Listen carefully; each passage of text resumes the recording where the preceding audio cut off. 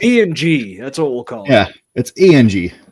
Hey, and welcome back to Talk a Better Worlds. I am Sir Felix the Cat. With me, as always, we have Hawk. How is your day going? It's okay. How about yours? Yeah, it's a day. It's a day where things happened, and thank God it's over. The sun came up. So. Yeah, sun came up and went down. Hey, happy times. Woo-hoo. Yeah, but what have you been playing? So I was playing Mountain Blade for a while. I got very frustrated because I got into a siege with one of the Imperial towns, and it kept crashing every time I went into the siege. So I uninstalled it for the last time. I'm done. And I've been playing Crusader Kings 3 and a little bit of Stronghold Definitive Edition. Because those are, I'm in a medieval mood. But what about you? I mean, I've been trying to play Tales of Grace's F, but it just, Jesus, it does not work for me. Every time I go to play it, it's like 5 minutes later, I got to do something else. It's like 2-3 battles. Okay, got to leave. Life. But it's on Switch, so I mean, I could turn it off and pick it back up at any time I want. Yeah, which is nice. Yeah. Yep. And we have Carlitos. How is it going? What'd it do? All right, let's get into some news. Oh, boy. And I'm going to start off with something I was just talking about. So a legendary but troubled Japanese studio that worked on an estimated 2,000 games from Dragon Quest to Dark Souls has reportedly turned its finances around, partially thanks to a remastered JRPG. That RPG being Tales of Grace's F. It apparently sold well enough to bring this company away from just going under. Which is pretty dope. I mean, they've been around for forever in gaming. But yeah, in July 2024, Tosei reported a 27.6% decline in sales, which is a loss of 599 million yen.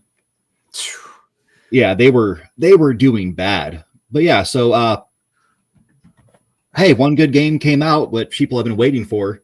I mean, I don't know if Tales of Grace's F is like the Tales of game people have been waiting for, but it is a good one. So, I mean, I'm glad to see it did well. Yeah, it kept this company. It's always good to see a company that makes good stuff and hasn't just become god awful, turn around. So, I mean, It's still a company, so it's inherently bad. But there are some that are less bad than others. Yeah, like the earliest thing I could find them doing is Vanguard for arcades back in 81. I never even heard of that one. Yeah, I haven't either. But they did a ton of NES games, like a ton. Oh, yeah, that is a lot. Even some of the old Dragon Ball Z games, which is pretty dope. Yeah, that's cool. Tetris 2. Yeah. Yeah, they've done everything. One of the newer games that they worked on, they co-developed with Bandai Namco, was Scarlet Nexus. Okay, yeah. That one looks pretty good. It is. You got to play that one. It's kind of got some horror vibe to it, even though it's just like a straight up action RPG with telekinesis. Yeah, it's got that like weird, slick cyberpunk look to it too. Yeah. It's I was gonna get it on sale one day. I think the last big Steam sale because it was like $2, but I was like, no, I can't. I need every cent at the moment. Yep. Here's one for you. Dragon Age Origins creative director Mike Laidlaw returns with genre-defying action-adventure Eternal Strands. Huh. Okay. Yeah, and he was like the creative director behind the game. He did something we both liked because that game is awesome. So I'm really hoping this is going to turn out to be just an amazing game. Yeah, he's with Yellow Brick Games now, and it's on Steam. So definitely go check that out. Is it out yet or? I don't believe so. It's coming out this year. Oh no, it's coming out tomorrow. Eternal Strands. Okay. Let me look at this here. Okay. Well, it's on Steam already, but hits everything else tomorrow. You can't customize your character though. That's one thing I'm noticing. You play as this chick, whoever this Yeah. is, which I always prefer to be able to make my own character, but I don't care if I play as a chick. But just whatever. But it looks pretty cool. I like the art style. The magic system looks pretty cool on it. Yeah, this is worth. I just put it on my wish list. Yeah, which I forgot to mention this earlier to you. What's that Obsidian game coming out? Avowed. Yes, Avowed. They put out their character creator video. Oh, okay. Yeah. I'm still I am real iffy on Avowed, dude. I hope it's great. I want it to be really good. But Yeah. I do not trust anything that most of these companies have been working on at this point. So Yeah, it's kind of hard to trust them. But one that did some fun stuff is Pocket Pair with Pal World, and they started their own publishing company, and they're going about it the way that we want them to.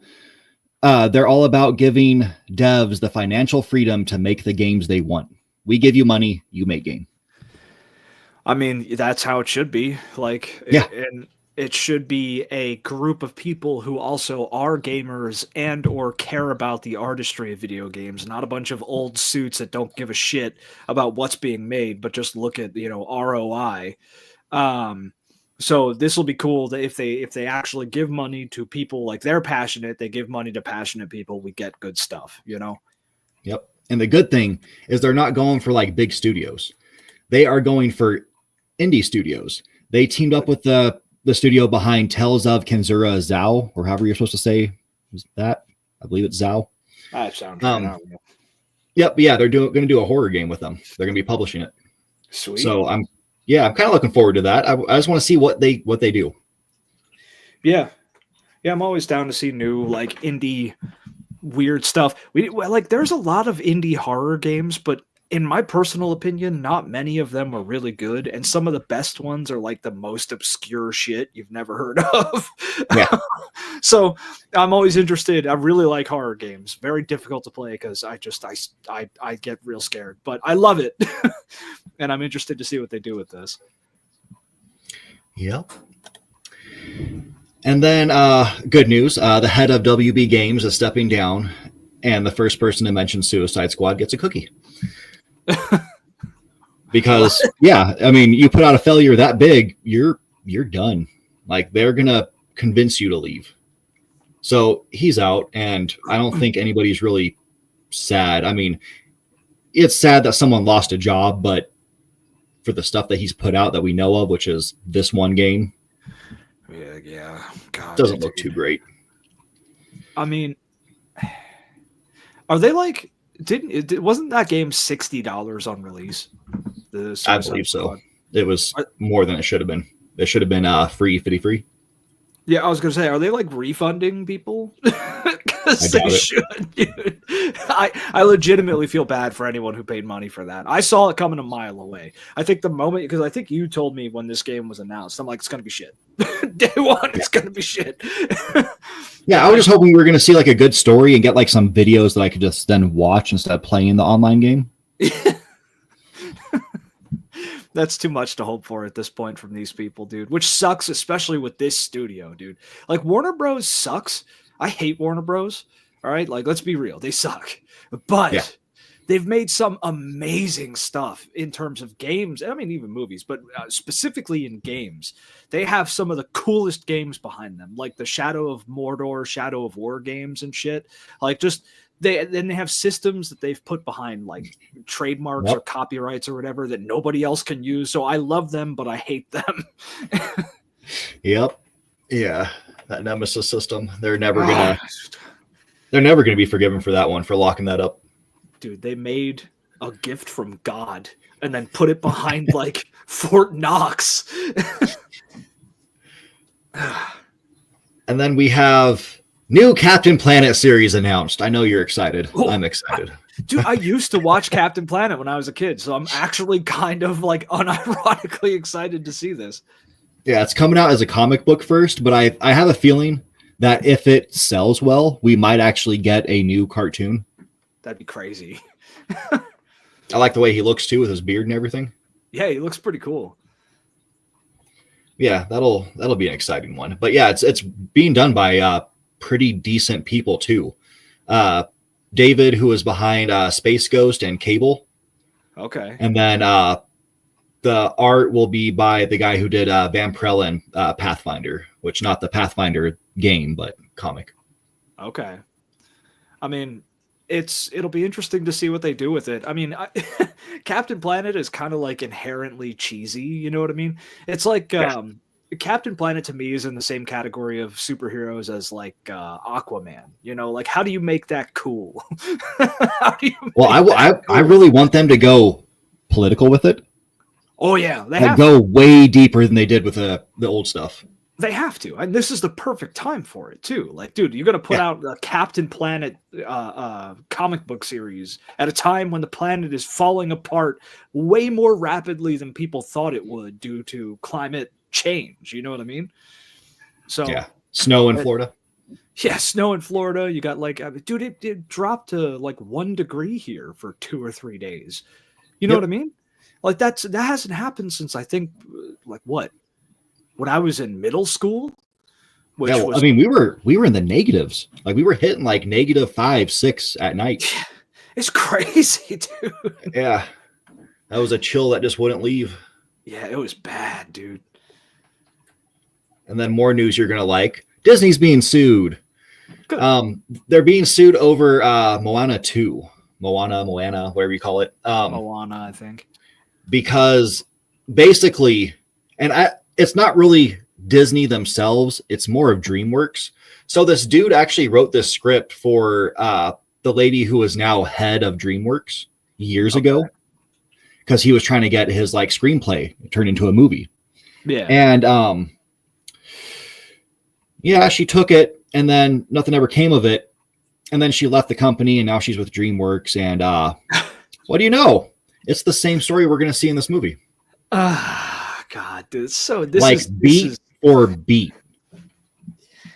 This is par for the course in the industry. Not to say that it's good, but like, I don't even know if that guy has any ability to fight it, because this is so common in the industry that like they probably have a bunch of protections to make sure that they can do this. There's a clause somewhere or fine print on some contract. You know what I mean? Like that, I would not be surprised if he walks away with nothing but, you know, lawyer fees after this, which is terrible. Yeah, he's going for 10 billion. I don't see that being a thing he's going to get. Oh no, dude, no, there's no way. Yeah, it is going to be insane. Yeah, that's a whole hot mess. God, that's so scummy, dude. And then here's one I found kind of interesting. So DC finally confirmed that one of its characters has autism, and that they're admitting that they handled it just callously, just poorly. And it's like Black Manta. Yeah, the villain from Aquaman. Okay. Yeah, I mean, I'm not the biggest on Aquaman. So, I mean, Black Manta, I know of him. Yeah. I know he's kind of a douche, and that's about it. He looks stupid. Yeah, but they kind of want to address that and kind of make it more, I don't know, accurate, I guess. Yeah, I mean, autism is often shown in a really shitty way in all media. It is rarely represented correctly. It's something that you know, I've always been like, you know, mindful of representations of different, we'll be correct and say neurodivergent stuff within media. You know what I mean? Yeah. It's often done terribly, and it's usually kind of insulting and demeaning, and it's just shit. So it'll be nice if they actually represent this in an intelligent and realistic way, instead of making it just another tokenistic, like, I don't know, just shittily represented character with autism. Yeah. So. Yep. I want to see where they take it, see what they do with it. I don't trust them, though. They'll mess it up. And then the gnarliest superhero movie of the decade is finally coming to theaters. Let's Get Toxic. Ooh, the Toxic Avenger? Yeah, because they back in 2023, or it released at a film festival in 2023. And everybody was just like, okay, so when's it coming to theaters? And it just was crickets. So we're finally going to get that. It's finally going to be coming to theater. Nice. This I want to see. Oh yeah, it's going to be good. I have very high hopes for that. Yeah, that picture right there gives me hope too as a gorehound. So Yeah. like that, I'm sold. You got me. Yep. And then Fallout creator Tim Kaine says devs don't know what gamers want because you don't know either. And that's why he used to just make games that he and his team liked. Like, and I understand that. That's kind of what we do with this channel. We make videos that we're interested in, like topics that we care about. So I see him going that direction. And yeah, it's true. Most gamers don't know what they want. They don't know what they're talking about half the time. Yeah. Or they want something that's just like so unrealistic, like they're saying right here, GTA 6. Their expectations for it and what they want from it are just way, way out of control. It's wild. GTA 6 is going to be shit all over because of that. Yeah.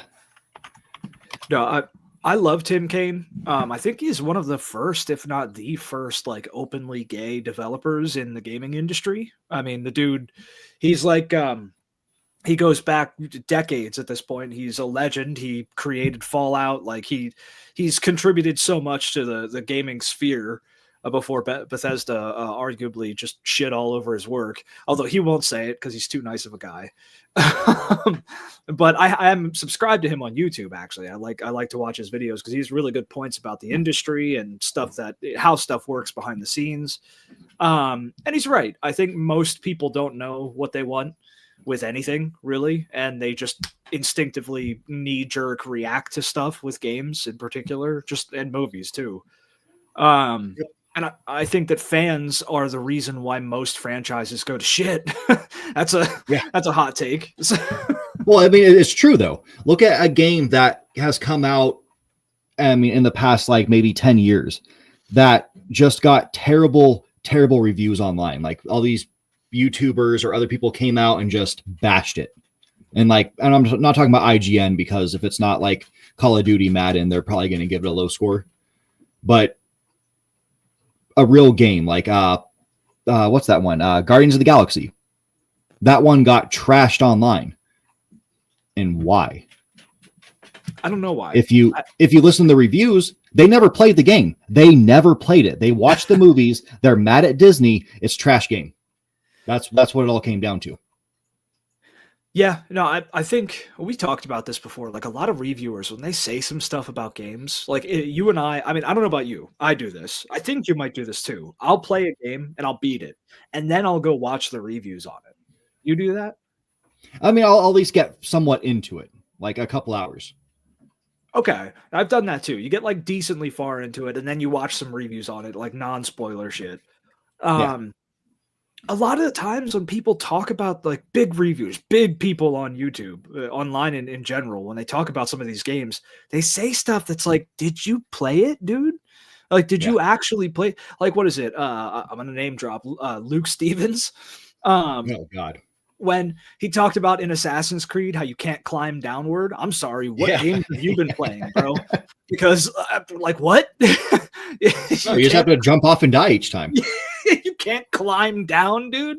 Like, no, it's not the parkour down like you could in the French one in Unity, but you could still climb down in every Assassin's Creed game. I know because I love AC. I hate myself for it. Okay, I get it, but I love it.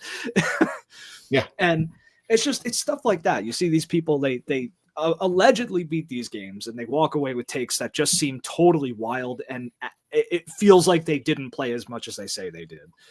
Yeah. I'll respect someone who will bash it, but then straight up say, I didn't get that far into it. I quit playing it. Like, I respect that. You're at least going to tell the truth at the end that you didn't play it. Like, that's cool. You don't like it from what you played and you're done. Like that happened with some people on the Mario and Luigi Brothership. Like they would say, like, I can't stand this game. I did not like the first hour, so I quit playing it. Okay. Yeah. Like that's okay. That's your opinion. That's but if you're going to sit there and say like the whole game is like X, but you played like 20 minutes of it, you're wrong. Well, and there's the whole. I'm definitely going to do a video on this at some point. I've talked about it for a while, like with you, but behind the scenes. But there's the whole like objectivity and subjectivity in reviews. There are certain things with games that are objective, like the writing. Does it have good writing? Does it have bad writing? That's an objective thing. You know what I mean? That's a measurable thing. But then there's a lot of stuff with game reviews in particular that are totally subjective. It's stuff that you may not personally like, but it doesn't mean that the game is shit or that other people also won't like it. And you have to know the person that you're watching to a degree or understand how they think to get where they're coming from with a game. And I feel like most people just don't think like that at all. Yeah. Absolutely. Yeah, most people don't have anything that they know what they're talking about. It's pretty sad. It's just what we got to deal with. Cheeto dust face paint wannabe Hitler scumbag. Yeah. I'm a dictator. Tater. Oh my god. Yeah, and that's an accurate body pic too. That's that's not a Photoshop job. No, it's a real life photo. What is this, dude? Oh, I've been irritated all day politically, so I got bored. Yeah. Now it's loading because I have bad internet today, apparently. Wait, did you make this? Oh, yeah. Yep. I actually made this like an hour ago.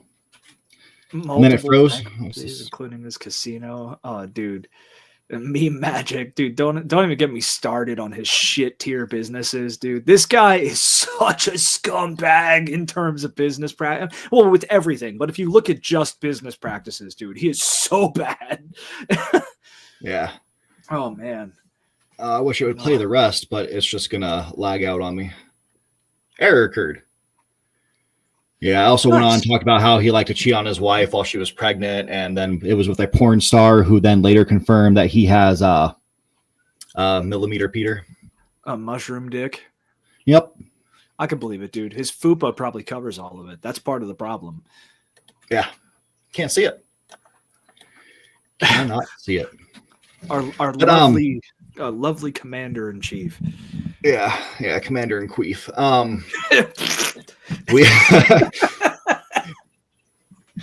I'm not going to get on politics today because I've been like severely just pissed.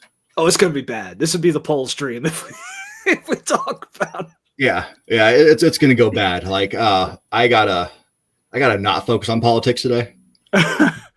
So we're gonna do something fun, and I found this list the other day and wanted you to go through it, but luckily they doubled the icons, so we're both going to do it. We are going to do a tier list, a pop punk tier list. Okay. Neon pop punk. So, okay. Can I make this bigger? Click on the right screen. Oh, this is a throwback, dude. Yeah, it's like 2010s and stuff like that. Oh man. So, we have S, A, B, C, D, and don't know because I've never listened to a couple of these. Yeah, I don't think I've listened to all of these either. Yeah, so we're going to start with you. So we have the main. I feel like I've listened to them before, but I don't know for sure. So I'm going to put them in don't know. And then White Tie Affair. D, in my opinion. That's The Friday Night Boys. Never listened to them. Yeah, I don't even know who they are. I've never heard them. All Time Low. C. Now, I will say with a caveat, okay? OG All Time Low, before they really blew up, was way better than, like, bigger All Time Low when they started getting on MTV. Like, there's a song that they did called Circles when they were, like, in high school, I think, which is probably one of their best songs, in my opinion. So, but, like, altogether, All Time Low is a C. Yep.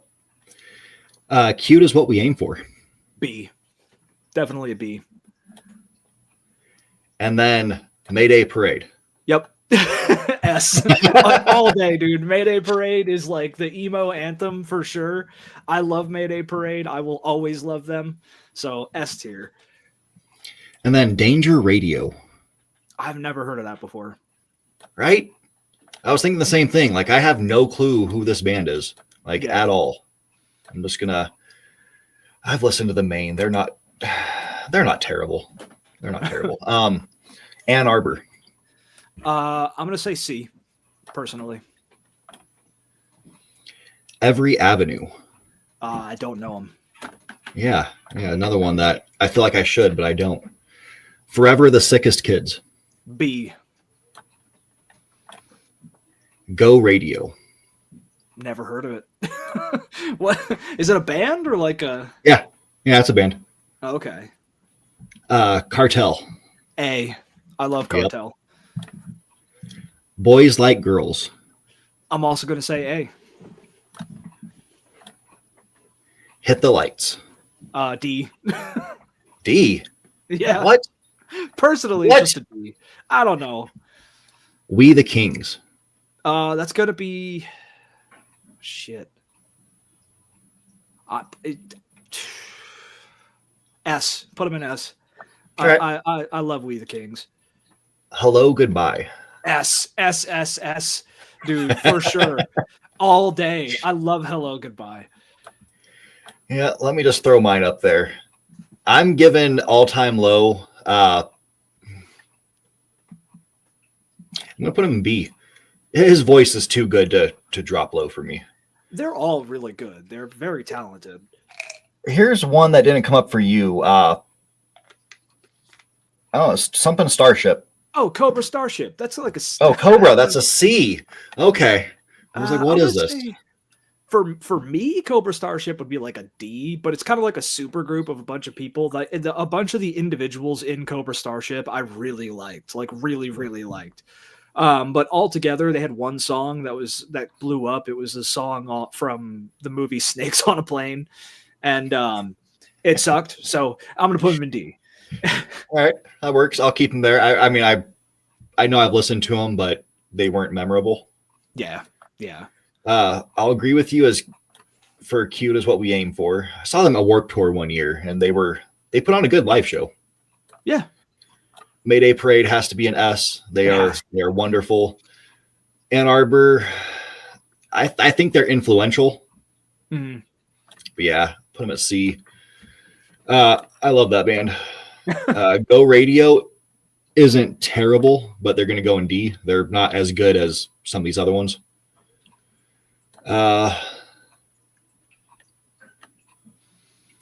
B for Cartel. Understandable. Yeah, Boys Like Girls. And I love this band. I don't care what you say. Hey, it's opinion, man. All these bands are pretty good. I will say they're all pretty good from what I've heard. The ones I've heard, anyway. Yeah, so we have a couple that are consistent in S tier at least. Mayday Parade and Hello Goodbye. Like they have to be there. I mean, they have to be, dude. Yep. Yeah, I got to look up these other ones that we don't know, like Every Avenue. Yeah. The Friday Night Boys. That doesn't even sound like a band. It's like a TV show. I feel like I've listened to the main, but I can't think of anything from them. They come up whenever I put in 4 Years Strong. They'll randomly come up on like Pandora for me. I probably like them. I'd probably put them in like a B or C. Yeah, they're not the greatest, but they're not terrible. Like they are good musicians. They do write good songs, but still, again, it's just not as great as some of these other ones. Nothing can beat Mayday Parade, dude. There should be a special tier just for Mayday Parade. Yeah, double S. Like SS. Yeah. We're just gonna be the Musk Trumps. That's the tier. My heart. Oh wait, sorry. Musk is no longer in the White House because they're having their lovers quarrel. So. Oh yeah, that happened real quick. I forgot about that. Yep. Yeah, and Vivek is no longer part of the Doge, whatever they were calling it. Jesus Christ, dude. The fact that which I mean, called Doge. I mean, he probably just realized like, oh hey, every single one of these people wants me out of the country. Yeah. Like, dude, remember? Did you ever see that thing? I think I forget what it was on, but they had like people interviewing, like they were interviewing people about Vivek Ramaswamy, and they were like, "What do you think about him?" And it was all these like the shit kicking, inbred hill folk that were just like, well, I don't like that. He's not a Christian. No, don't get me started on the Christian thing too. Christian in politics right now. Like I want to hold these people down and just yell at them and be like, hey, I'm not the most religious person. I have read the Bible through. I understand what is the message you should be taking from it. I also understand that there's this character in there you're supposed to be loving. His name is Jesus Christ. And everything that you guys stand for is the complete opposite of what he stood for. What is wrong with you? What is seriously wrong with you where you're going to be like, I'm a Christian, but Jesus is woke? Worship in the closet. I forget the exact wording. Yeah, you should be worshiping in private. You shouldn't be out there just screaming about it. You shouldn't be forcing your religion upon people. Welcome them, but don't force it upon them. Yeah, Matthew also 6. Love the immigrant or love the foreigner. We'll love everyone. Yeah.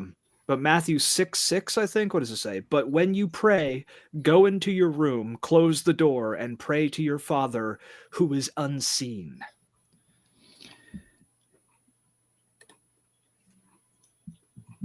Are you serious? Tucker Carlson's son is J.D. Vance's press secretary. What the fuck? One, Tucker Carlson spawned. I didn't know that. I didn't know he could create spawn. That's unfortunate. Why is he still even involved in any of this, dude? He's openly coming. Well, okay, no, I know why, because the base is totally stupid. But it's like open that he hates them. He hates the base. He hates Trump. He's a grifter to the core, just like most of these idiots.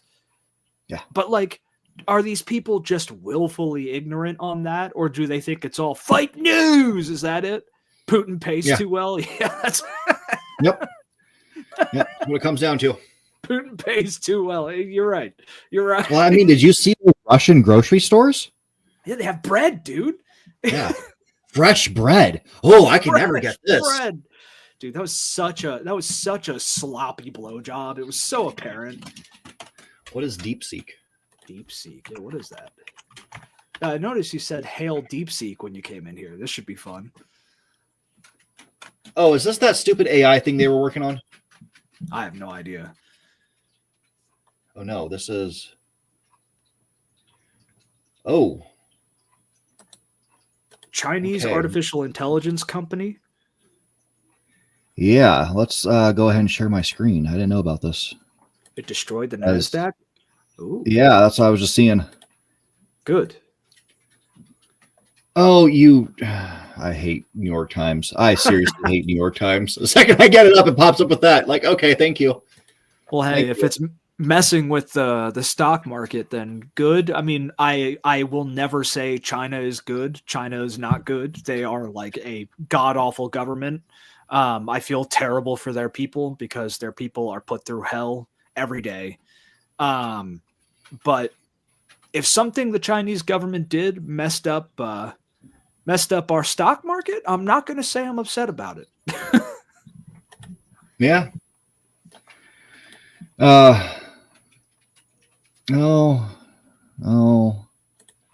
I just want to hate it. No, I just want to hate it. Someone likes it. Trump calls China's AI DeepSeek breakthrough a wake-up call, but positive if it's true. China.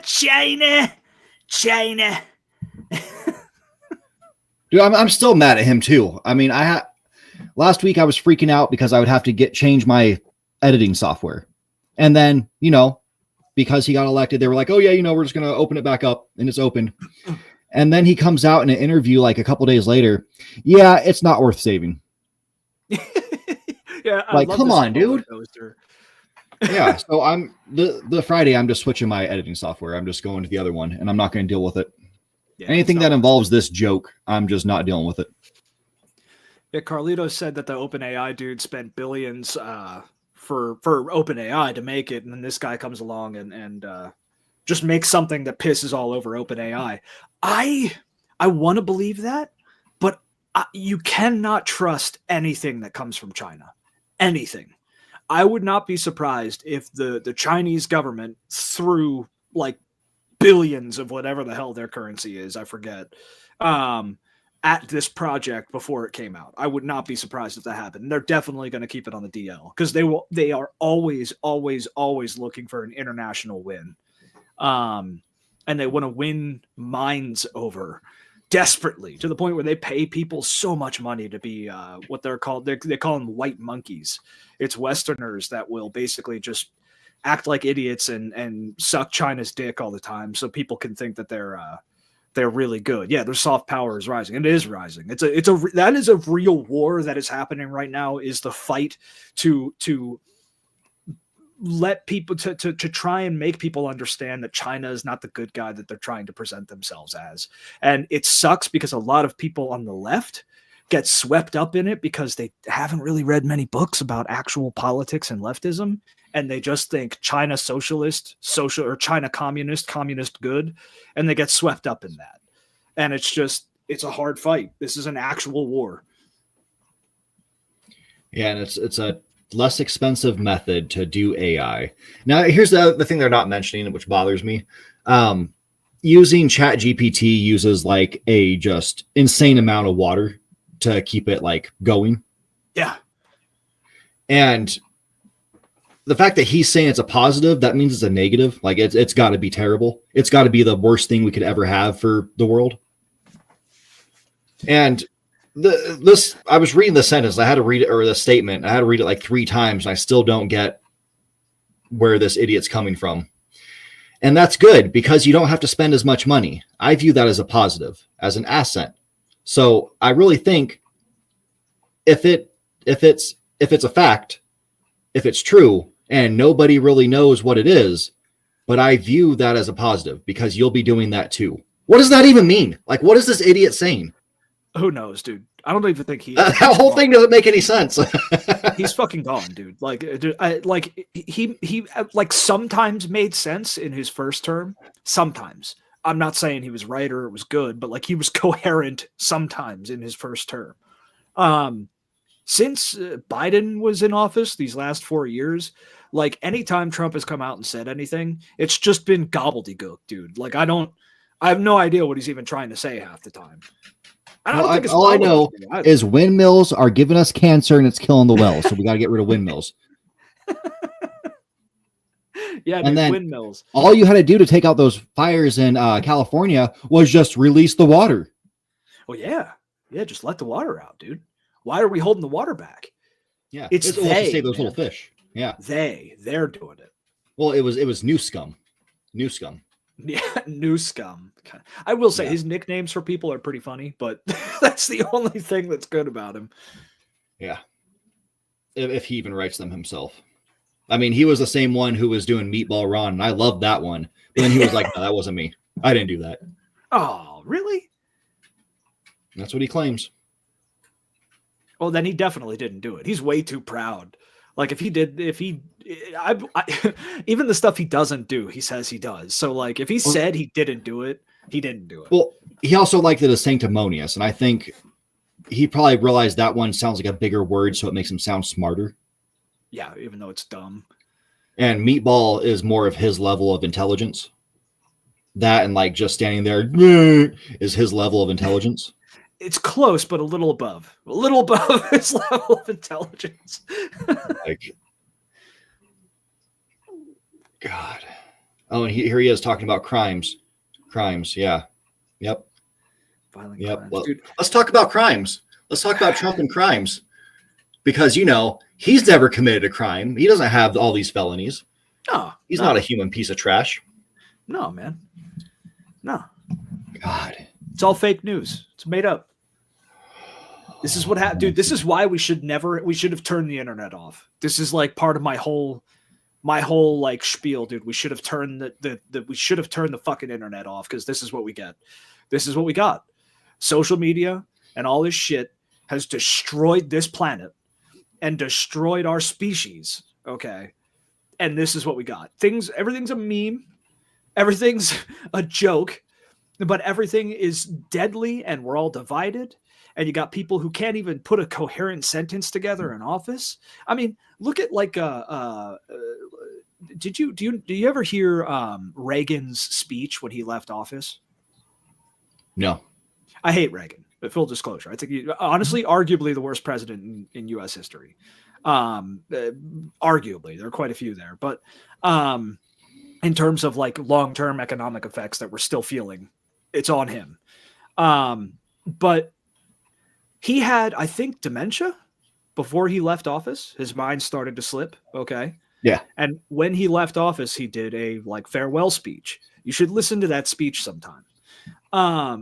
That speech is probably one of the most coherent and like eloquent and well-worded speeches you'll hear almost ever from a dude whose mind is half gone. Okay. And then you look at the presidents that we've had within the last 30 years and compare that to these guys. The only dude we had who could actually talk was Obama. He's the only one. Yeah. But even he was a snake. I don't know, man. I think the caliber. Oh, there's Bill too, Clinton. He's still coherent today. Yeah, he is. He is. I always forget about Bill. Yeah. Well, it's because we always think about his wife, and then we just want to stop talking about the Clintons altogether. Yeah, the lizard. Dude, if there are lizard aliens on this planet, she is one of them, dude. She is one of them. She is not human, dude. I don't care what anyone says. Yep. But yes, we did watch a movie. It's going to tie into our main topic, because our main topic, instead of doing something like politically charged, because we got to get off this, because I'm going to lose my mind. I'm going to start saying things like I shouldn't. Yeah. We're going to show some love to a certain voice actor. And if I clear the screen somehow. An amazing woman. Yes, we are going to pay some respect to FemShep. Yes. Because that is how I pull her up online, because I forget her name. Jennifer Hale. Yes. FemShep. Yeah, so Jennifer Hale, she has been around and doing voice acting for years, and I couldn't be happier about that, because she is fantastic. First thing I can personally remember her from would be Scooby-Doo. Yep. She was what's her face? The goth chick. Hex, or she was part of the Hex Girls. Yeah, I think she was the head chick. Yeah, I was gonna call her Lizzie Hex, but I'm thinking of Lizzie Hale because Hale, last name, Hellstorm. Yeah. That's not it. But yeah, she's done a ton of great, just memorable things. And yeah, Knights of the Old Republic, and dude, I hate these ads. She was Bastila John in Knights of the Old Republic, dude. Yeah. She's been in the Bad Batch, Bulletstorm VR. Oh, there's a Mortal Kombat 1, Diablo 4, Lego stuff, High on Life, Midnight Suns. Yep. Midnight Suns. Well, her contribution to Marvel stuff, we saw that before, is crazy. Yeah. Yeah, she's in Overwatch 2, Guild Wars, more Star Wars, Looney Tunes. Scooby-Doo. Do they say? Yeah, Thorn. There we go. Thorn. That's her name. Yeah. Love, Death, and Robots. It's a fantastic career of just lovable characters too. She's been in everything. If you've played a game or watched an animated movie or show, you've heard her voice before. Yeah. Period. Yep. And I mean, she's even done like some live appearances too. Yeah, she's been in some live movies. The live movies that we've seen her in, though, have been interesting. We'll say that. The movie we're going to talk about later. It was a movie. It was something. But no, Jennifer Hale, I think, is like an unsung hero of the voice acting industry. Neither of us realized how deep this rabbit hole went with the stuff that she's been in. And everybody knows, like everybody probably, when you hear her name, if you know her name at all, probably associates her with FemShep. Number one. That's the first thing you're probably going to associate her with. But when you look back at her past, she's been doing voice acting in games and animated stuff for like 30 or 40 years. It's been forever, dude. She's been doing this stuff for so long, and she's been in so many iconic things and played so many iconic roles that it's like, I feel like she just deserves a spotlight, however tiny our spotlight is, because she's just a really awesome voice actress, and she also just seems like a generally cool chick. Like, didn't we see like her marriage? She got married, and it's been like they've been together for like 30 years. Yeah, something like that. Her dad was a nobody. She's not a Nepo baby. She made her own way in the industry and got rich as hell on her own merits. And granted, you snowball because you know people, so it's still networking and stuff. But like she wasn't somebody famous going into this, and she made a crazy career for herself, being some of the most iconic characters you've ever seen. Like we saw, she was right there, Samus. right there. Yeah, Samus Aran from Metroid Prime. Oh, what the heck? Oh, hey, this actually works. I wanted that. Yeah, they got married in 2009. Yeah. Like she doesn't have all the Hollywood drama shit. She's like, I mean, she just seems like a generally decent person. And anytime that I've seen her at like cons and stuff like that, she always seems really good with fans, and like she's actually excited to be there, unlike some people, you know? Yeah. Like she's a really, really cool voice actress. Yeah, she's like on the level with the Power Rangers actors when they show up somewhere. They like their fans. They care about their fans. Or Daredevil dude. Yeah. Yeah. Unlike Will Shatner. Yeah. Who hates everybody. He's such a dick, dude. No, but yeah, we just thought Jennifer Hale was really cool, deserved a little shout out, just going over some of the stuff she's been in. My personal favorite thing that she's done would be Bastila from Knights of the Old Republic. I love Bastila. She's such a cool character, and her voice is so cool. But oh yeah, the character's facial features are actually based upon her. Oh yeah, it makes sense. If you look at pictures of her when she was younger, and then like Bastila from the game, you could see it was inspired. Bastila's character design was inspired by her look in real life. Hold a Guinness World Record as the most prolific video game voice actress in the world. Yeah, I mean, like we said, if you've played a video game, you've heard her voice. Yeah. Yep. And like a lot of the roles that she's done weren't big roles either. Or if she'll like do a big role in a game, but then she'll also be like 3 or 4 other characters that you would never, like you wouldn't know it was her. And she goes uncredited in a lot of stuff. She was uncredited as Samus, for Christ's sake. Do you remember that? Yep. Yeah. Oh, what Carlito says, he even hates the Red Letter Media guys. Oh, yeah, Shatner hates them. Yeah. But he does great poetry. Yeah. I love it, dude. I actually unironically love his cover of The Common People. You know that song? Mm-hmm. I think by Pulp. I want to live like common people. I want to do whatever common people do. Yep. Yeah, I think the last time, like, I like him as Kirk, but as a person, yeah, I can see he's probably like insufferable. Yeah, but I did like watching him when he went up on I think it was Bezos's rocket, and he was actually able to see space. Like that look in his eyes, like he felt something, and he was showing his emotion. But then the reporter just decided to ignore them and go over to Bezos, and it's like that's messed up. Well, it wasn't just that. If I remember correctly, it was both the reporter and Bezos just edging in and interrupting. Shatner was like in the middle of he was legit having a moment, trying to put the word to words, this experience that he had. He's in tears. He's like, it's a legit thing for him. And then Bezos was like, yeah, we went up into space. It was pretty cool, guys, wasn't it? Do you like my dick rocket? Yeah. Yep. It's like, fuck great you, times, dude. Let the dude talk. Yep. But what's your favorite role she's had, Jennifer Hale?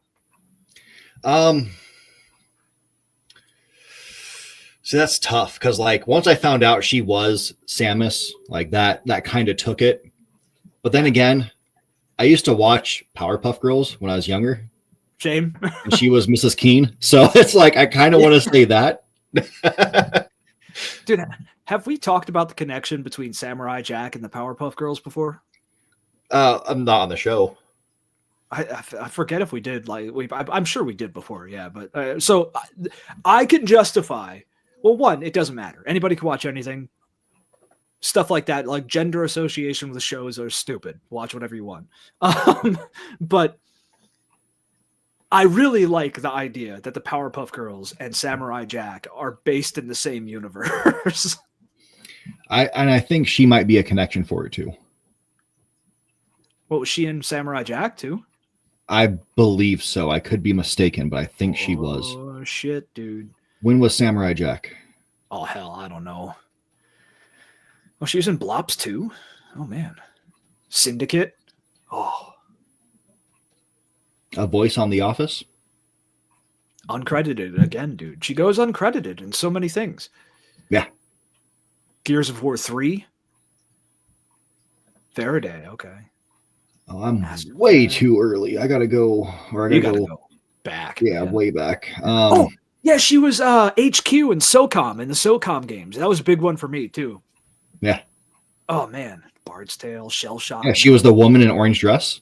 Yeah, the woman in the orange dress, her most iconic role. Whoa! Not the orange dress. It's just woman in orange dress. Woman in orange dress. Okay, yeah. Yeah, Johnny she Bravo. was did some Johnny Bravo stuff. Powerpuff Girls. It's got to be around here.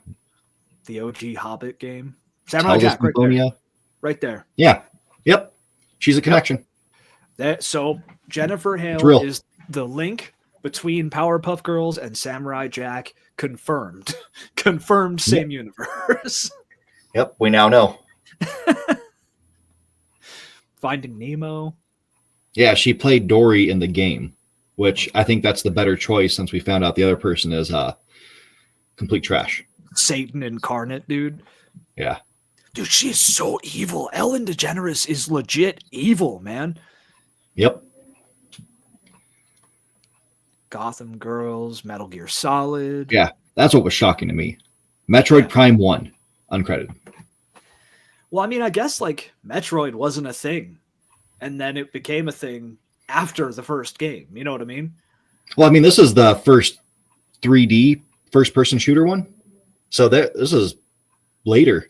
Oh, shit. It's just shocking. Yeah. So was it already big at that point? For a Nintendo brand, yeah. Or like a Nintendo franchise. It got an 8.8. Yeah, I think the remake or remaster, whatever they want to call it, it's a little more than a remaster, but it's not quite a full remake. Okay.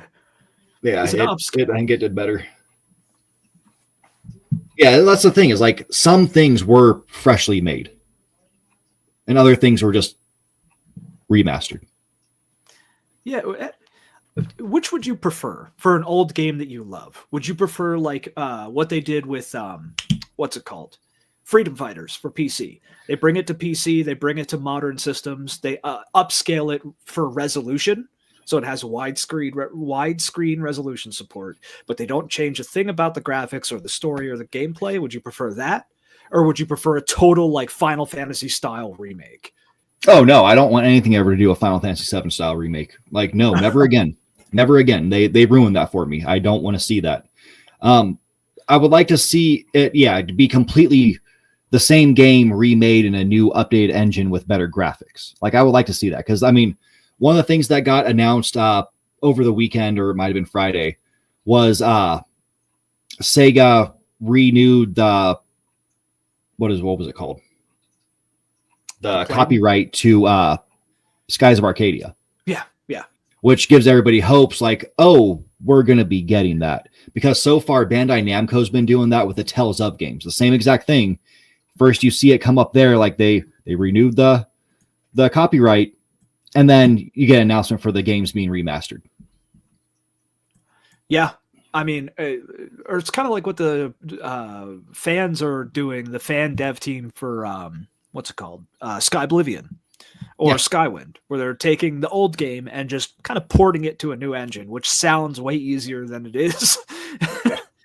But no, I think that would be the best way to do it as long as it's done well, you know? Yep.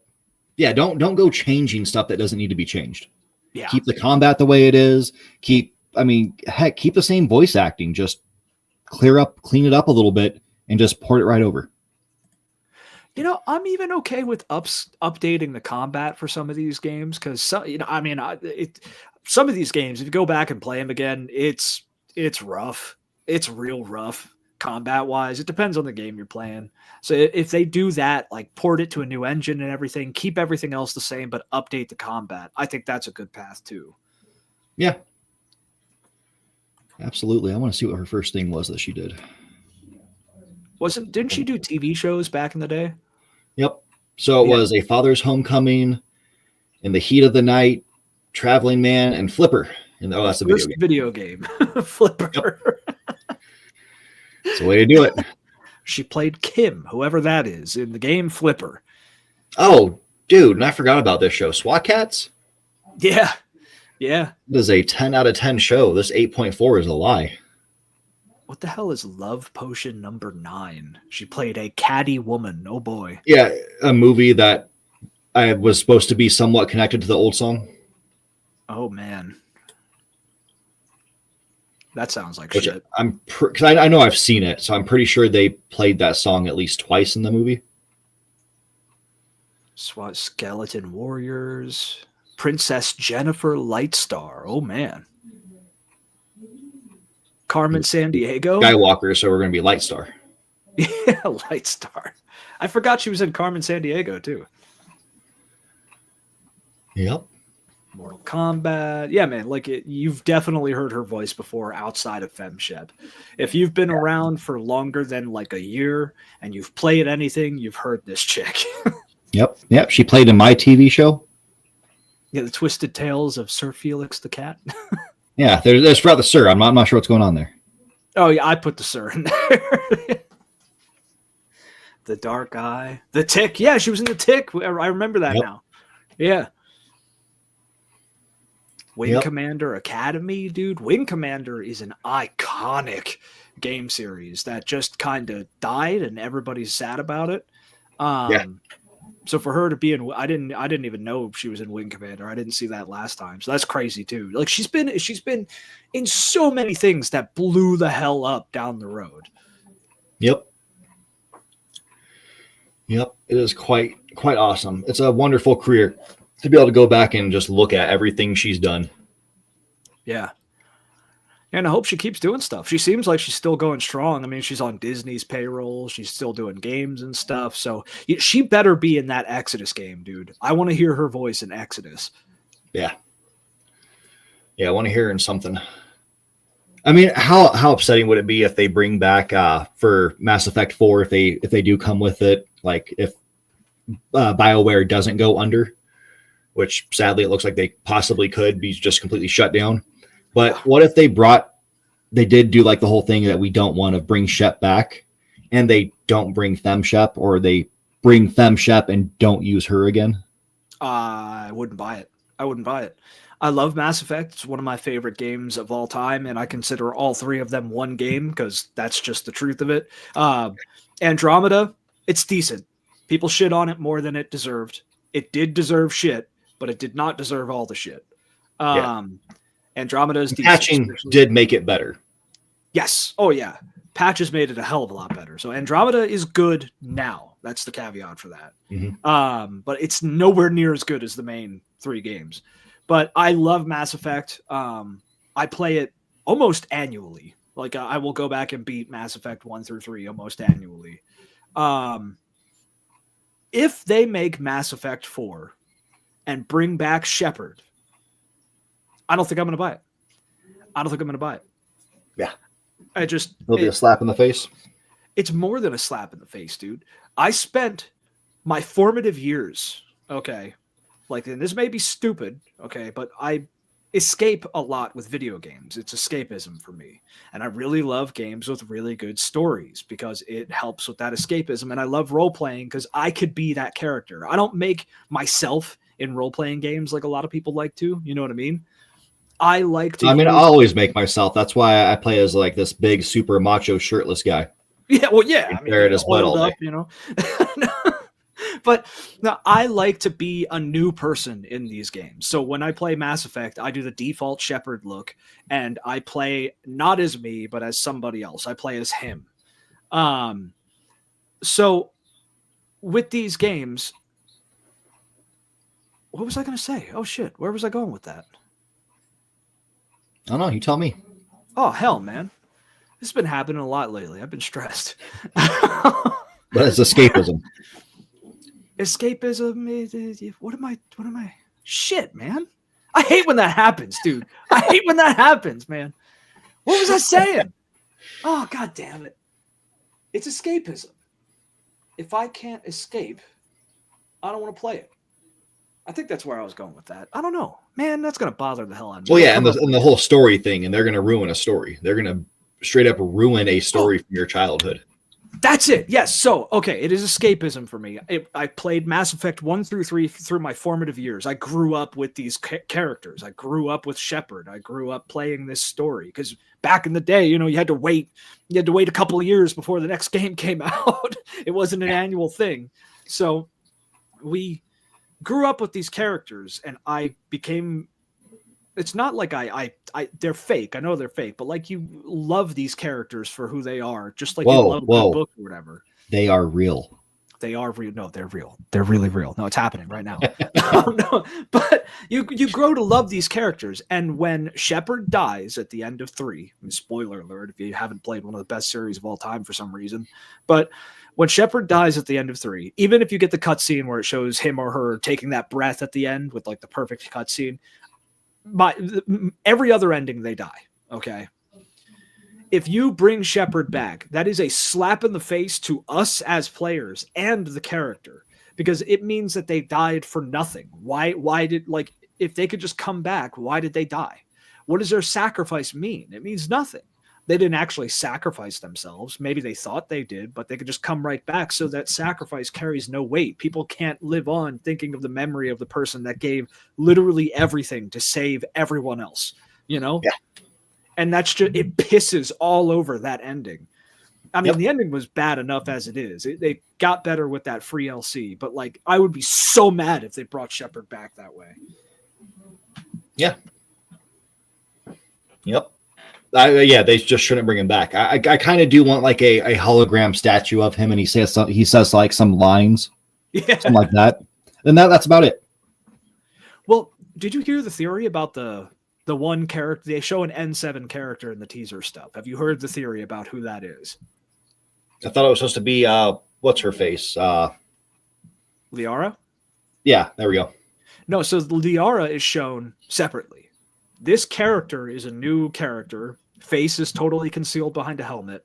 They're very lithe and lanky and move kind of authoritatively, but almost like a robot in a way. And the head shape is a little too small to be like a regular helmet.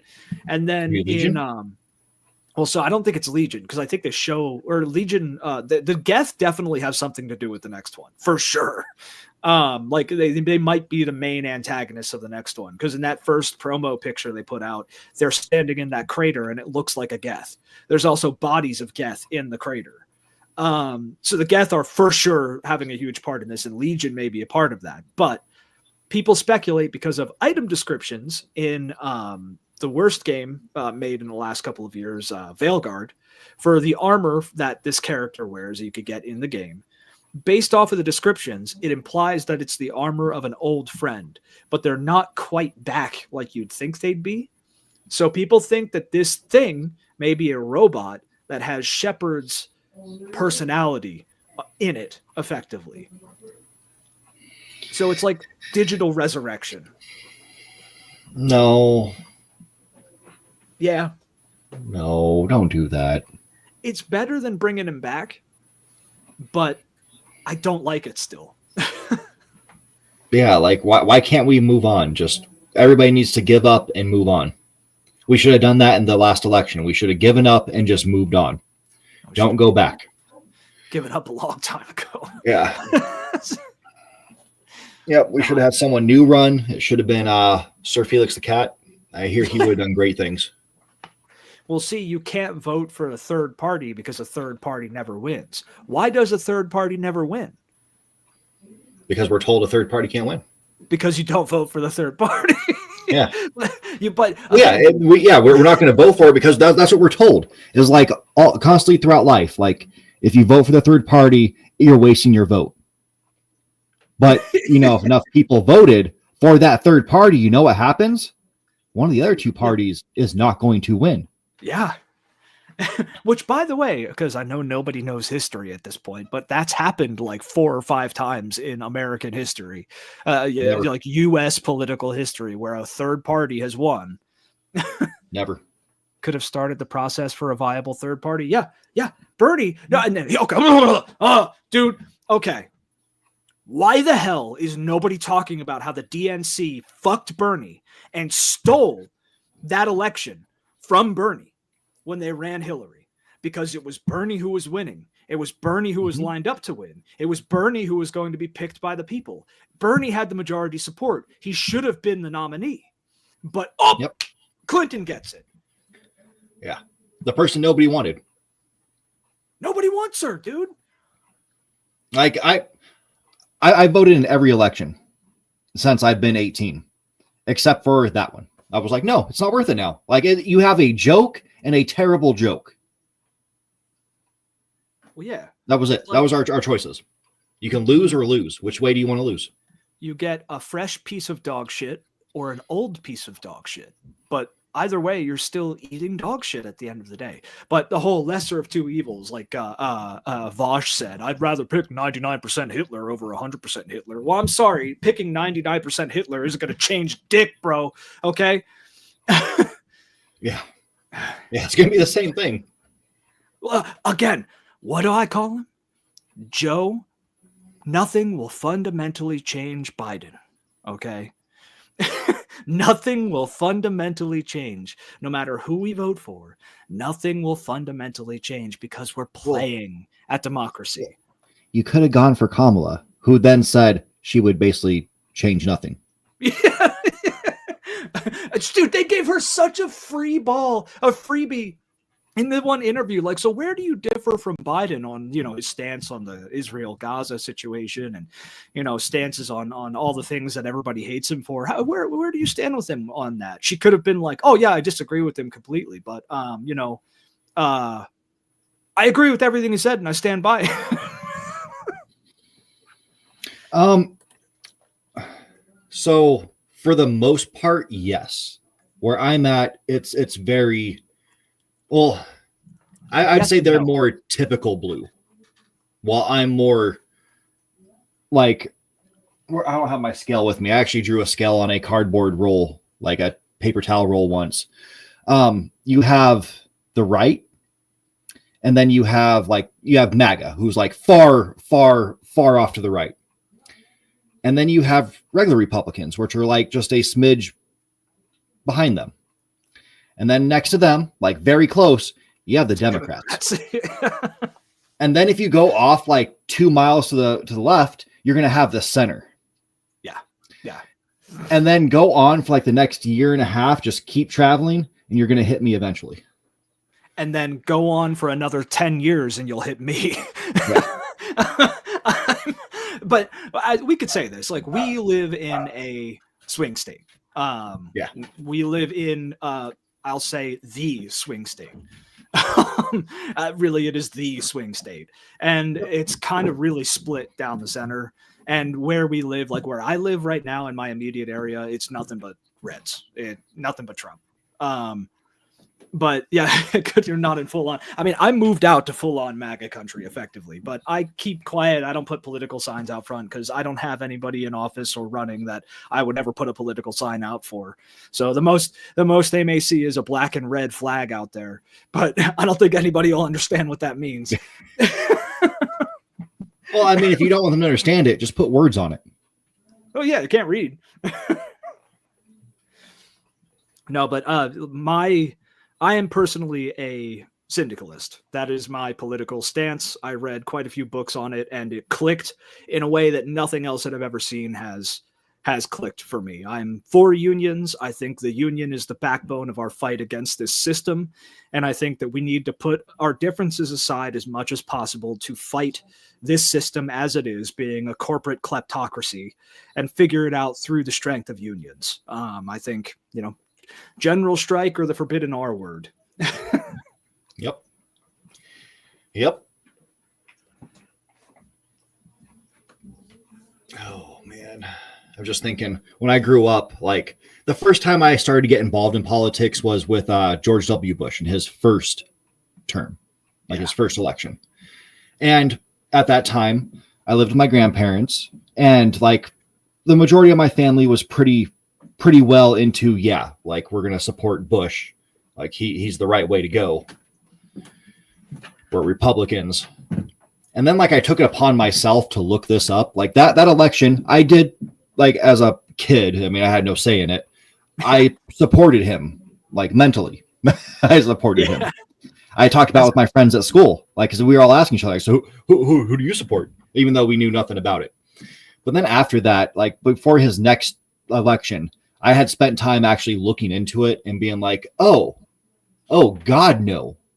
And I looked at the other side. I'm still thinking this is just as bad. We've had this whole just as bad nonsense going on for too long to see this country not realize you're fighting for the same party. Yeah. It's just what color do you want behind your name? Because it's the same group.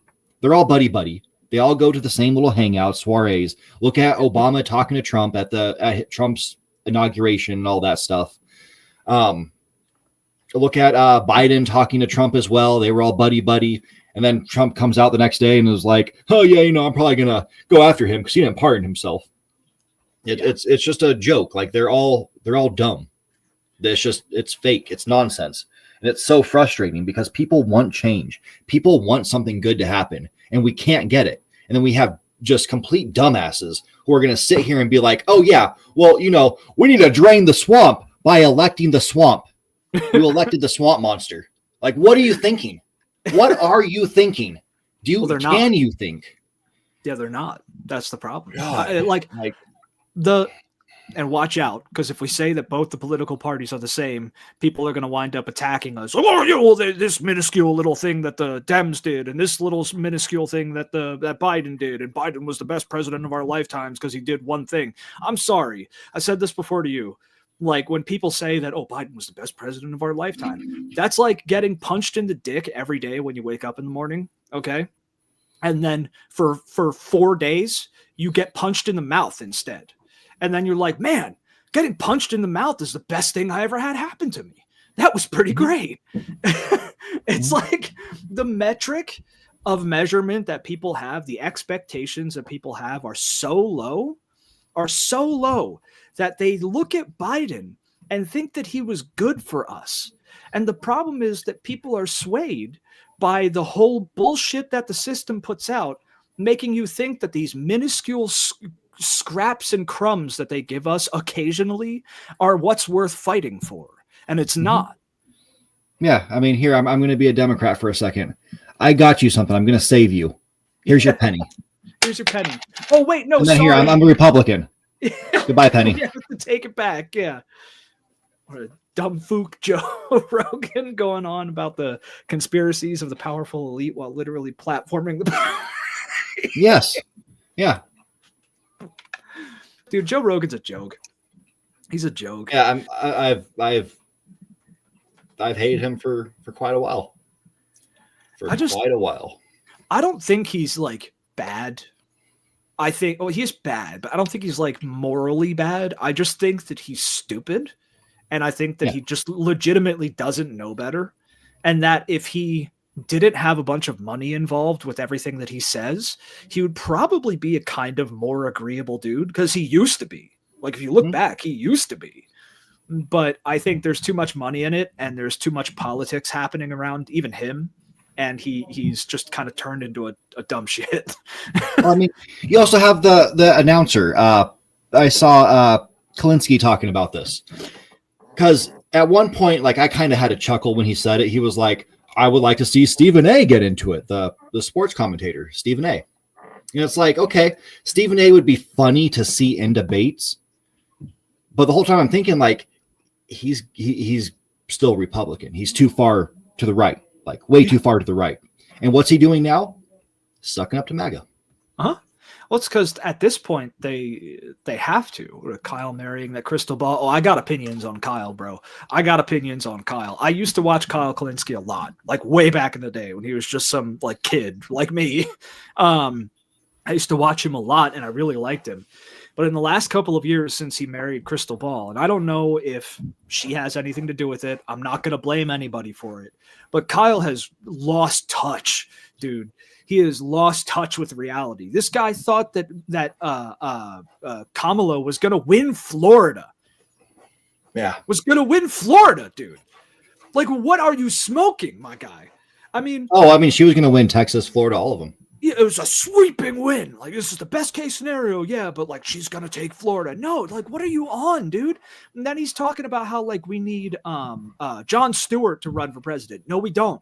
No, we don't. Years ago, I would have been down for that. Before Maybe, he left the Daily Show, I would have loved that. But he is old now. Like now when I watch him, and I still love him. I like listening to him. But if you see him at his desk, it's this. Like he is shaking. And it's like that. I don't want to see that. I want to see a president who's young, can get stuff done, and looks at these old people and is like, hey, term limits for all positions, including Supreme Court. Term limits. But the thing is, this system is so locked up tight. This kleptocracy, this corporate kleptocracy that we've lived in for all of our lives, okay, is locked up so damn tight that you will never get a politician who actually does anything. You won't. Yeah. But he hasn't gone full tard like the TYT. What the Buffalo I almost said chunk yogurt. Cenk Uygur. Of course. Yeah, his right hand lady who has just turned into a maggot. Yeah, dude. Oh my god. Well, that and I want them to like I want someone to press them again on the what is it? That genocide that happened in Turkey. Where they Karen Kasparian. Dude, she really is a Karen, dude. No, I want someone to press them on that genocide that happened that they denied again in Turkey. It was before even World War II. It was like the first time something like it happened, but the first time the term genocide was used was in reference to this group of people that was exterminated in Turkey by a group called the Young Turks, which is where they get their name from. And they just outright denied it. They absolutely outright denied it. Yeah, the Armenian genocide. Yep. So I want someone to press them on that again. But I think Cenk Uygur is funny for his sweat meter, because there's some guys that I watch measure political outcomes based on how much Cenk Uygur is sweating, which is actually pretty accurate. And I also love his, of course. But outside of that, they're dumb. They're stupid. Yeah.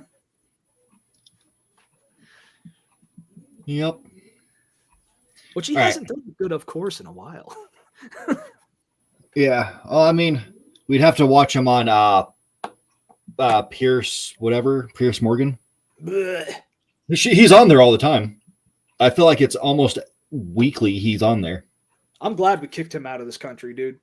Yeah. Piers is so bad, we sent him back to his shithole island. Oh, speaking of that, so let's go back to this. So Trump and then Musk and then kicking people out of the country. Do you think he's going to try to do it at some point? What, kick Muck out? Yeah. No, I don't. And I'm pretty confident in that because Muck is money bags, man.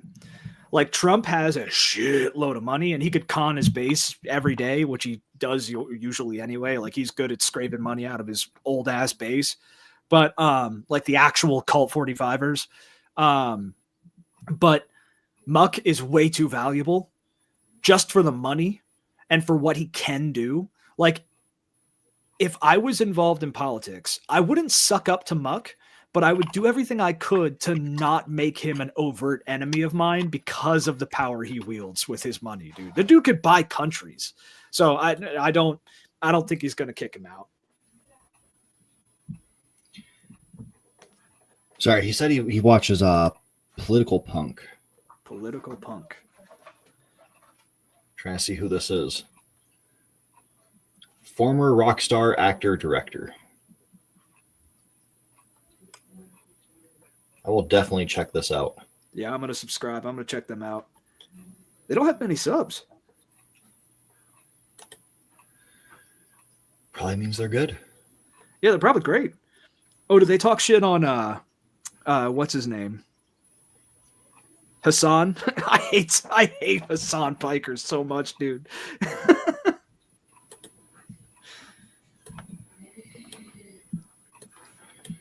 Yeah. Yeah, we gotta get off politics. We're gonna be here for days. Yeah. First 72-hour stream. We're gonna go on to our movie because we did watch a movie and we did keep it in theme with what we were talking about with Hale, Jennifer Hale. So we watched a wonderful movie. It's called Aquaman. It's called Wolves. I get it confused. Aquaman's in it.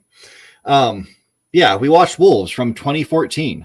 And let me just say one thing up front. It's a rated R movie. Yet they censor the F word.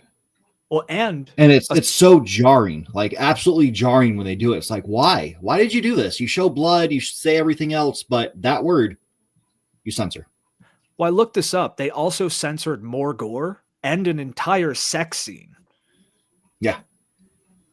So they censored everything. It's like PG-13, the version you could watch on Amazon.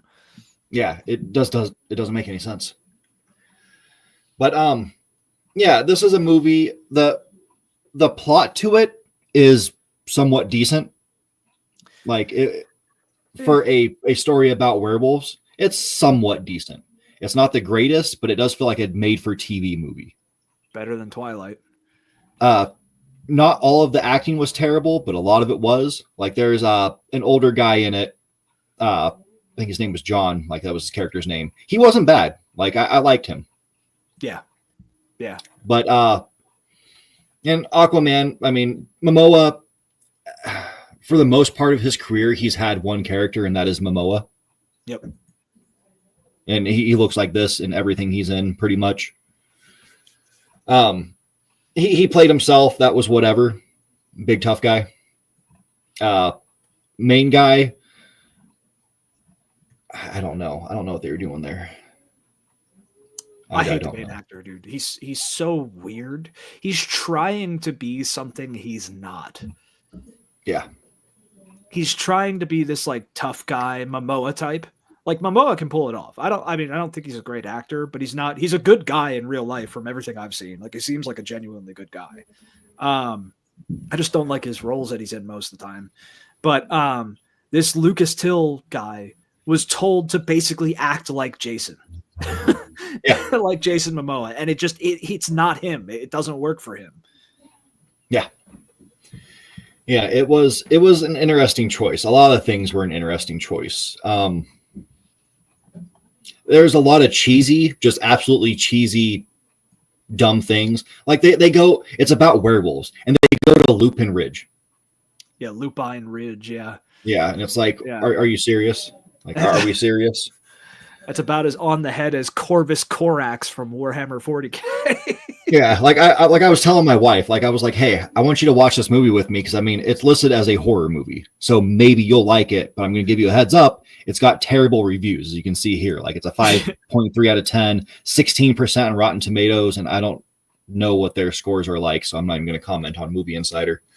But yeah, a couple minutes into it, I was like, oh, this is trash.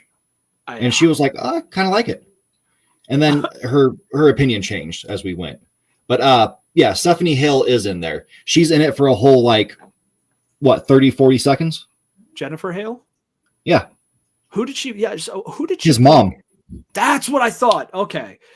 Yeah, so you only see her in like this one dark shot, and she's like, "It's okay, honey, we're here." That's like her only line. Yeah. Well, and they put her in a lot of makeup, and she had like blonde hair, so I did not recognize her at all. Yeah. But yeah, so we picked this movie because Jennifer Hale is on the cast. We were looking at movies that she did that didn't look so god awful that we'd want to die while watching them.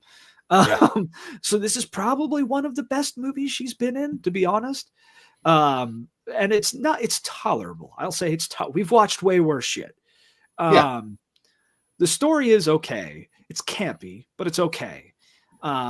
It almost feels like an extended episode of the remake of Teen Wolf, but trying to go a little darker with it.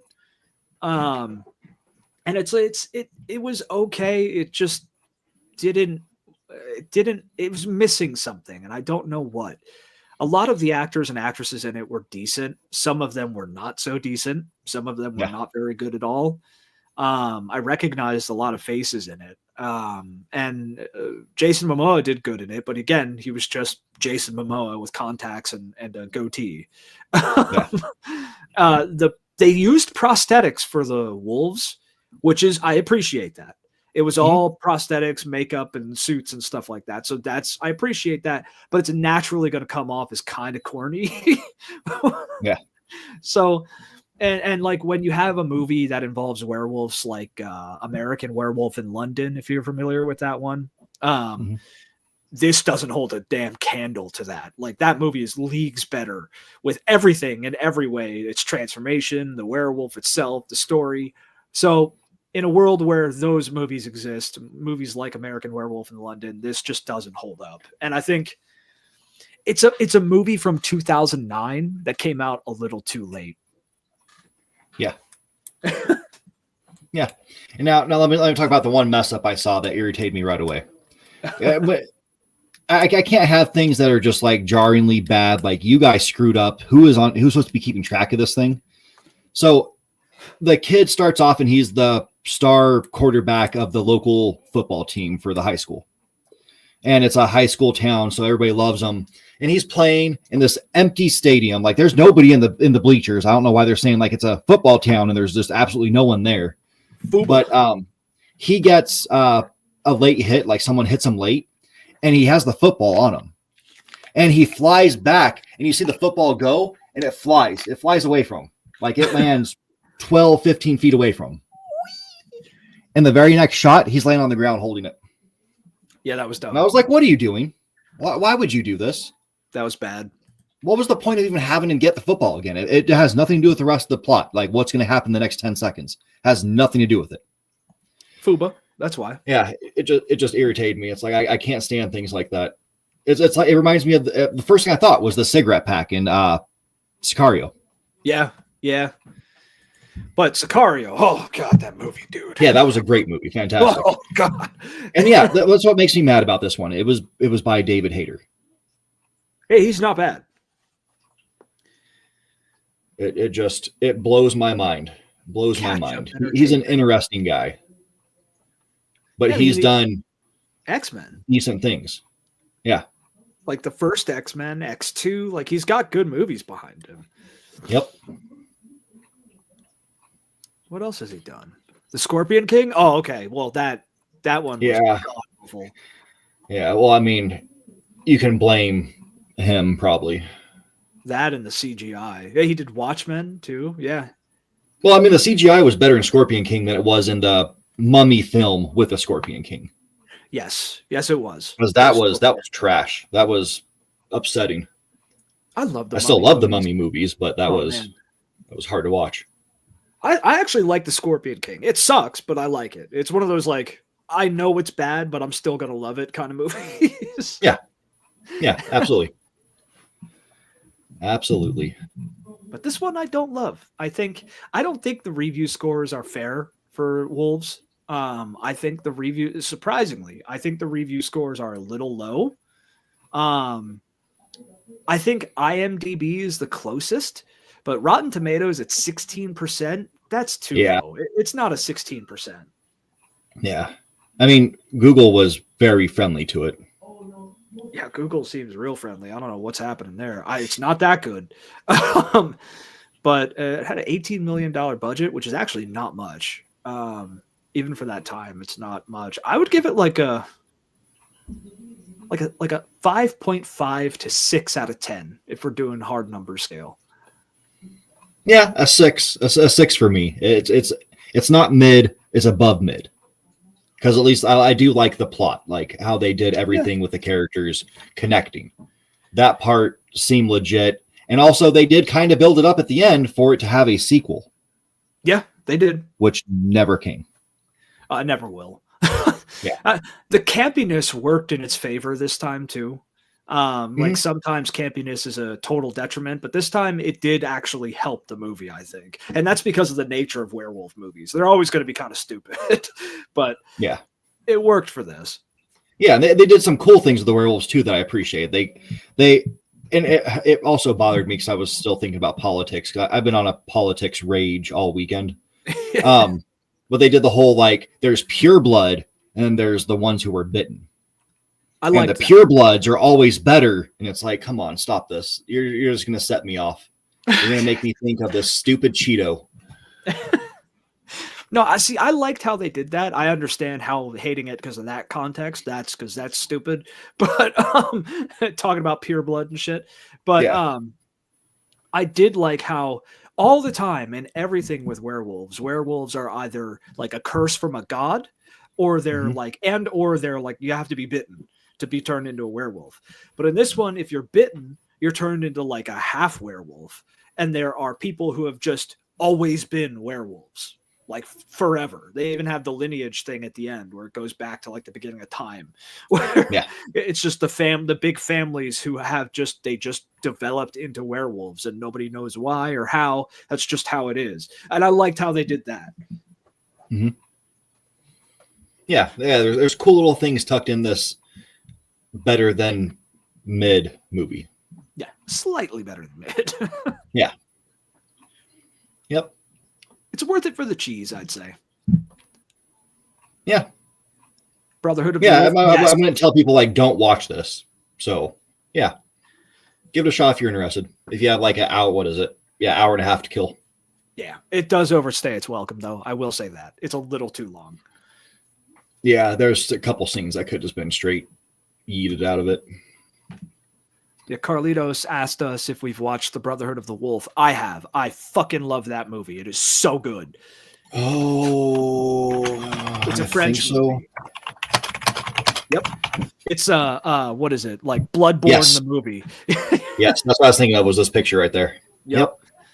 Oh God, I love that movie so much. That is a good one. That's a 10 out of 10 for me, dude. That movie, I love that. I mean, the time period, I love the 1700s. Like, it's just one of my favorite time periods in general. But like having a mythological, like, werewolf kind of mystery hunter movie set in that time period, it's just a recipe for greatness. Yep. All right. Now we are going to move on to our SCP, which I know last week we talked about we were going to do tales instead of doing the regular SCPs. Yeah. I tried only one that had dialogue and it just refused to give me one. So we're doing another regular SCP, but it's a little bit different. It's kind of weird. I don't know the setup. But we are doing SCP QUE 13-126. Which I guess here they're just going to call it QUE 13. But it has a risk type. Pursuer. Interesting. And it's got a threat level, which is ... What is ... Yeah. And then so I guess I'll read this first. This one. Local contaminant procedures. Since winter is coming up real soon, I do hope we get some testing on the entity if we meet it again. Every upcoming major snowstorm since 2023 have been printed and pinned at our base. Do not miss these dates. We'll try to test the limits of the thing, but without a direct approach. And we get this lovely picture of footprints in the snow. Creepy. Yeah. Yeah, a little weird. That's taken in 2022. So 126 is an invisible entity that pursues a targeted individual, often alone. The entity is believed to be... Where's my glasses? Sorry, give me a second. Killing my eyes. The entity is believed to be humanoid, with footprints left in the snow, confirming it to wear shoes. 27.1 centimeter. I think it's supposed to be a point. 27.1 centimeters in size. Apart from its feet, no other discernible features of the entity's appearance were found. 126 seems to appear only at nighttime, when there is sufficient fresh snow on the ground and to leave footprints. It is also quite slow, unable to walk at a slow, or only able to walk at a slow speed toward the targeted individual. What 126 does upon reaching its target, if anything at all, is unknown. We had a few calls during the night of some people alerting us to an invisible guy walking towards them, but they flew before it could reach them. P-Word was the first to actually encounter the thing. She took a picture and left the place, probably for the better. And we're just going to go ahead and move on to the talking things. That's what I want to do. Dialogue. So this is an incident. And so call begins. Durios picks up the phone. He yawns upon answering. So who do you want to play? I'll be G. Gibbu? Okay, you're going to be Gibbu. Gibbu. Or Gibbo. Gibbo. That's what we're saying. Yeah, it's Bo. Like Beauregard. Gibbo. Yeah. All right. William, is that you? Hey, sorry to bother you. I know it's late, even by our standards. Don't worry about it. What's happening? Where are you?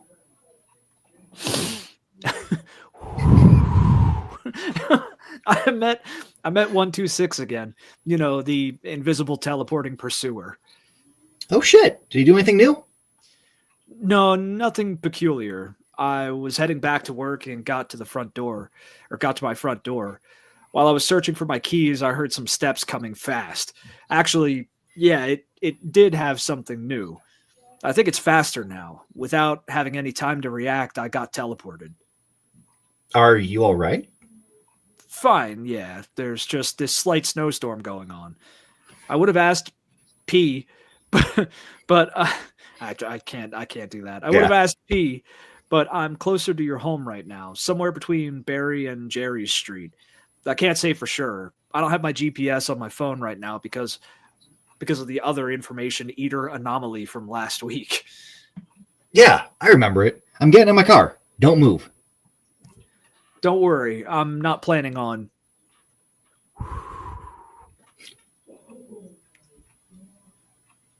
Fuck. William?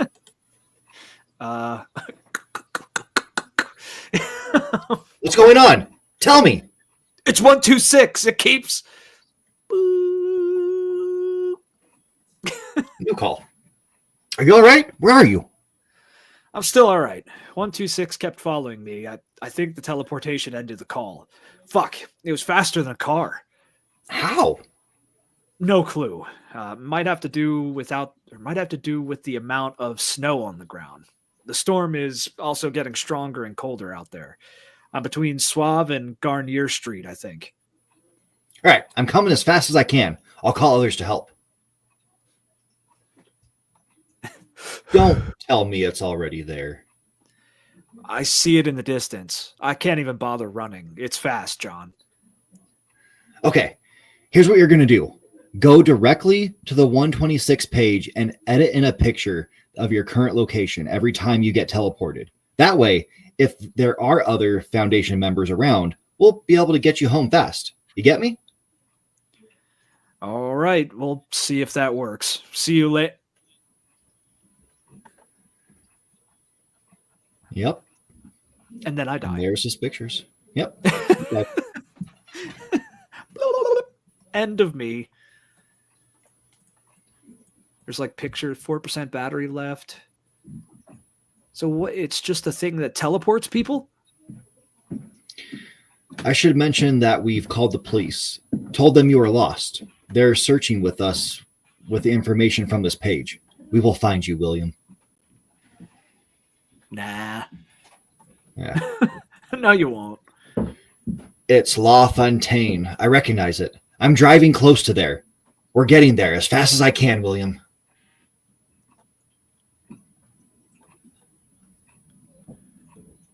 We think it's the Mile End neighborhood. We'll check. Something's wrong. It's the end of 5 a.m. It's the end of 5 a.m. from where we are. And we're seeing the sunrise already. But we're not seeing any light through your pick, William.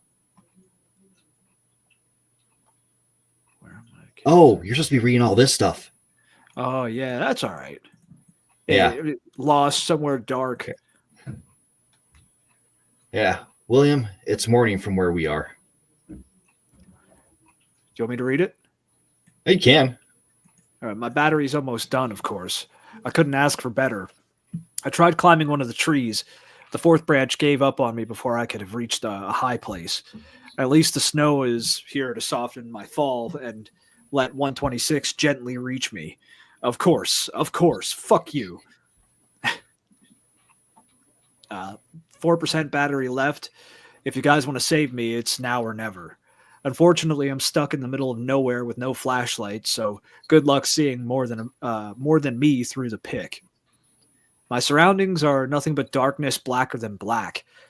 My body bumps into things I can't see through the blindness.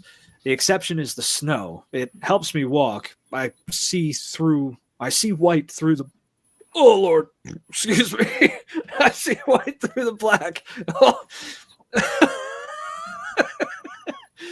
oh, got some massive reflux there. Oh, this teleporter, man. All right. I walk and walk endlessly in this world that does not bear color. Fortunately, today there is color. In these rare days like this one, the heavens cries of impossible tears, and the heavens cries of impossible... That's weird. The heavens cry of impossible tears, and I can see most of the ground I walk upon. It's white, shiny, and beautiful. I can feel it, too. It's cold and frozen, and it makes my feet numb. But I can see. That's the important part. I could also see another like me. This is weird. I see him. Not his appearance, but I could see the things he uses to travel. I could see that he does not want to stay on the white. He wants to reach the surroundings unaffected by the miraculous tears. He wants to reach the emptiness. I don't understand. He must enjoy it like I do. He must enjoy these rare days that we don't get enough of. I won't let him go away. He has to enjoy this like I do. I'll help. I'll help him. He'll thank me. Yeah, it won't let me go home. Further communication was not received from Williams Gabow's personal phone, as it was believed to have run out of battery. However, during the 5th of February, 3 days after the initial incident, an audio file from Gabow's email address was sent to Jonathan P. Packeret? And I don't have audio connected, so we're not going to be able to hear that. But yeah, interesting. That's kind of creepy. It just teleports you into a place of eternal darkness and snow. Yeah. Some very pretty pictures, though.